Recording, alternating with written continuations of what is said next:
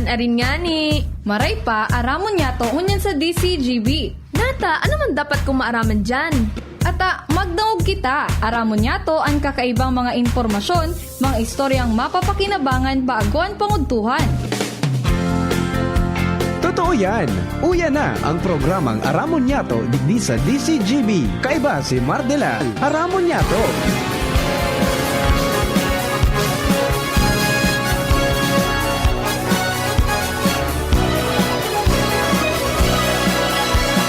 Kabayan, dapat mong malaman na kailangan mong maintindihan ang usapan na may kinalaman sa iyong kapaligiran. Gaya ng aming sinabi, makinig ka. Dito sa inyong bahay, makiklaming. Dito sa programa, Mardela, ating kasama. Pakinggan natin si Mardela, samahan natin si Mardela. Sa balita, issue at sa komentaryo, kay Mardela tayo ay panalo. Mga tugang, good morning! Welcome sa programa Aramon Yato kunyan pong aldaw na nin Tuesday. Martes po ngunyan kaya halipot na pong iribanan ta. Mga 10 minutes lang. 15 minutes. Para po sa mga kababayan niya ito pong Martes kapag alas 11. Papasok po ang DOH para po sa Chikahang Pangkalusugan. Alas 11 hanggang alas 12 po yan every Tuesday. Kaya aramon niya to, halipot lang mga ribanan ta, pero tawan taning atensyon ang mga impormasyon po dyan sa luwas. Technical side si Junapolis, yan po sa tuya pong DSDB Social Media Department. At ang pagribatangan sa mga IT si na Richard Astor at saka si Tricia Marilitana. Yan man si Angel Mustangasa sa Production Assistance Center. At yun siyempre sa luwas at Mega Force Patrol. Happy birthday sa mga birthday celebrators. Happy birthday kay hermano kay Doc Dan de la Cruz, siriman kay Sir Francis Buales, ang pong presidente, as in chairman kan Kabalikat Civicom Albay Coordinating Council KB 43017. Happy birthday, sir. As in kay Architect Leo del Rosario, happy birthday. Sa iba pang happy birthday sa kanya, happy birthday po sa Indoga Boss. Welcome sa tuyang programa.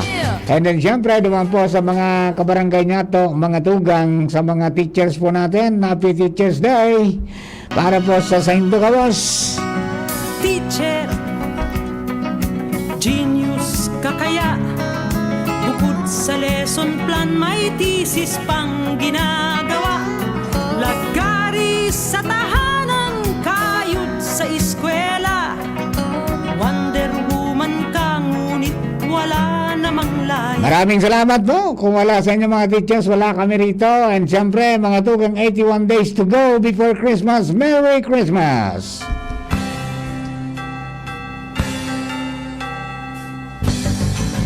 Naitayo mo na ba ang Christmas tree? May pangregalo ka na ba sa inaanak mong marami? Naisapit mo na ba ang parol? Sa okasyong ito, di ka na ba magagahol? At sa pagkakataong ito, kami naman ang babati. Sana'y maibigan yung mga kanta kung maaari. Magpahinga na muna at sumandalang sandali. Handa na ang aming tambol, gitara at buong bandada. Yan, maligayang Pasko! Maligayang Pasko. Kung wala, lilipas din yan. Pero yung mga 433 na mga masiswerteng nilalang sa Pilipinas, meron talaga ang Christmas Zone. 545,000 plus ang sinapong ginanahan, less 20% na tax. Ayos mang giraray. Alright, sige po, meron na ang Christmas mga kababayan. Dagdagan tapan ni story, hali po dyan sa luwa. Kasalin niya, Hans Galero, ang babaeng walang pahinga. Baby Hans, good morning, please come in. Good morning, Sir Mar. Good morning sa mga paraantabay. Sa mga nagtagman niya itong bareta, padagos ang paghinguan ng unyan kan Albay Provincial Agriculture's Office o APAO sa panganap ni OIC Rosalinda Velodo para matabangan na mga saradit na para o maasin para sira sa probinsya sa pagikan pagkakaiguanin alternatibong mga laknang para sa indang ural daw nakita. Sigun sa Apaw, ang pagpapakusog kan produksyon nin bagas, mais asin abaka, ang mga mayor nindang programang tututukan para sa mga paraoma, mientras na padagos man ang pakikipagtabangan ngunyan kan sa indang opisina sa Bureau of Fisheries and Aquatic Resources o BIFAR Bicol para man matabangan ang mga saradit na parasira na magkaigwa ni na Coastal Resource Management Plans as inibapab atin matawan man sinda hin magkakanigong training. Sa ibong nalado hinagyat man ni Provincial Administrator Jesus Enrico Salazar ang Apaw na dapat daw tangan ina masigurong talagang nagiging magayon ang pagpapautob o kay implementasyon ng mga agricultural programs hindi sa probinsya Kanalbay, dapat ligwaman sindanin mga konkretong polisiya para sa mga paraoma asin parasira asin man siguraduhon na tangani na mamonitor ang produksyon sa palibot kan probinsya igwaman sindan pagbabasaran na database system. Itabi Sir Mar, ang informasyon, Ans Galero, David Boy, Thank you very much, Hans. Makatugan po ang mga informasyon niya to. Madagos po na pagtatauning sabi nga ni kang programa para po sa mga satuyang mga parasira, paraoma. Ayan, hindi po sa probinsya. Talagang po ang agrikultura, no? Saruyan sa pwedeng, sabi nga ni, makatabang sa satuya. Mga parasira, yan po ang saro sa mga pagtatawan ng atensyon mo yan. Bagayon po yan sa pangyayari because sa hali-hali ta sa broadcast, ngayon sa nadyan kita nakailing ki mga asistensya na pigtatao sa mga parasira, pagabagat. Di ba? Pagabagat, may tabang na. Kan ka itong nga. Kaya na nagiging dilema ka mga parasira pag maraot ang dagat, di walang kita. So many times na kita ngapuda, nag-adbukar, na sana mag-ibang kang gobyerno ng paagi na during the times na day makalawod, igon ng alternatibong pwedeng pagkuhaan ng pagkabuhay. And ayan, nagpigibon ng mga programa, and then sa mga nagiging lakdang yan is magtoning asistensya, no? Si Kong Didi parang monetary ang binibigay. Ang provincial government sa pag ni Governor Noel Rosal, mga relief items, no? Bigas sa siniba pa. Tangani na makasustenir sa aldaw na day po makalawod sa mga kababayan niya to. And hopefully mag-iba ng ibang paagi na during the time na day makalawod, may pwedeng pagkakitaan mga tugang na pwedeng magamit long time, no? Para po sa mga kabarangay nato. And bagayon iyan na pinagigibo na biging ganyan ang gabos ng mga opisina. Particular, yan po na Apaw, tangani po na mag-ibuan ng programa asin matutukan bakusan ang mga paratanong, mga tugang, bakusan ang mga paraoma, kundi pati ang mga parasira niya to. Okay? Bueno, hello kay Alan Lopez sa Saituno watching. Teresita Cobo, good morning. And then kabalikat Civicom Santo Domingo is watching. Happy birthday, sir. Many returns of the day. More life, prosperity, and happiness. Sa mga pong president, ay kan kabalikat Civicom 430 chapter. And at the same time, siya po ang samuyang chairman, Kanalbay Coordinating Council, kang kabalikat Civicom. Salamaton tabi, Sir Francis. Many returns of the day, more life, prosperity, and happiness. Okay, kadakol ang mga nag-react, duman po mga tugang sa naging lakdang kan sa tuya pong veterinary office kan syudad in connection kay itong dinarakop mga tugang na mga urig nahali mga tugang dyan sa Castilla. Tamay direktiba baga na ang mga urig mga tugang nahali sa Sorsogon dahil pwede maglaog sa probinsya Kanalbay. Taan sa indang katuyuhan, iyon maprotehiran mga tugang ang hog industry sa probinsya o sa Sierra Neglaspe in particular na nagpupun pa sa mga tugang na magbangon matapos na tamahan kita kan ASF ka na kaaging taon. Dakulan nagluha, dakulan nagadan, kapag may saro dyan mga tugang na sabi nga ni kayan tangkal nga nagpositibo sa ASF, pati sa mga kataraning mga tugang natangkal, 500 meters sa palibot kan may nagpositibong inot, gabos pa ang damay, maski na niya lang. Yung pinga po nakaling. Kumbaga, sabi nga ni kayan, collateral damage, para lang makontrol na rin magparalakop. So yun ang piggibongon yan, dahil ka pwede maglaog, anday nilang maaraman kung sa'yo na dinara, ha? Sa'yo na dinara sa mga orig, ha? Taling Kastilya, ang argumento kan iba nga arayo naman nga ito, dahil man nga yan, kundi may pigumasyan kaya sinda kaya na ito bagang mga code, may pink, di ba? May red code, may green code na kapag ngaong ka dyan sa lugar na yan, talagang di ka pwede, no? And sabi na, alawi ko nung Santa Magdalena, kundi may mga pigubasyan po tabi, so sabuto na lang. Kung may direktiba kita na day, pwede magbiyahe, hali po duman. Huwag na tayo magpilit, kundi ang iba pa ano daw, mga negosyante, nagbakal duman sa ano. Tagaligas pigarong negosyante, buminakal duman mga tugang sa Kastilya. Sa paguna, garo na pwedeng makalusot because ang may nagpositibo ba kayo duman sa Santa Magdalena sa Sorsogon. Di arayo ngaya sa Kastilya. Kundi may direktiba po kaya pasensyahan. Ngaya, ayawan natin kung anong ginibo duman. Pakimonitor tabi ants, kasi mga pagiriba, anong ginibo duman sa mga dinakop na orig. Sa hindi narain uli. Pinabalik sa tagsadire? Inuli, giraray. Dahil pinabalik. Ayan, ginaan ba blood sample? Ayan, pero iuli man subayad kang taga Kastilya. Sinda na maguroron. Ayan.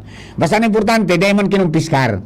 Tayan paano sa mga una-una kanibang pigkumpiskar, dahil man palan. Ginaan ki blood sample, tapos pinabalik. Ayan, very good. Yan po tabi, ano? So, yan, maliwanag yan. Tama, executive order. Ha? So, sana sabuton man kan iba na nagparakurumento nin kung ano-ano na. Ang katuyuhan po kung nga tapigbawal yan, iyuan maputiran sa bilog na hag industry. Halimbawa, kung di ka may urig ka, bakong mas lalong maraot sa buot mo dyan, na dahil man lamang kamuang-buwang sa urig mo, may nagpositibo naman sa kataning mo, ha? Nadamay sa urig mo, bakong lalo kang uragan. Di ba? O yan ang kasi kung lingon po nito ka mga enot na grabe sa mga nagkaigoning ASF sa palibot dakol na banwaan mga na identify na may ASF talagang napilay ang hog industry. Billions of pesos po ang tinamaan sa tuya, particularly po sa Legazpi. O sa ngunyan, tapos na magkagawa po ng siring kanduman sa may party kan Sorsogon, talagang gumilibo ng lakdang na mag-set up ng checkpoint sa gabos na entry points and exit.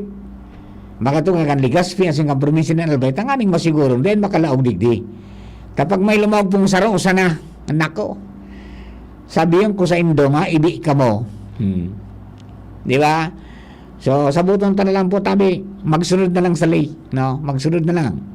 Tangani po na and then dahil mo nagpupundo ang veterinary office na magdakop kan mga illegal na nalaog digdi so mga urig na binuno outside of the abattoir, outside kan mga yung pagang mga abattoir niya to, big darakop yan kay kumpiskar kasi konsiderar silang hot meat dahil nag-agi sa inspection mga to ng veterinaryo.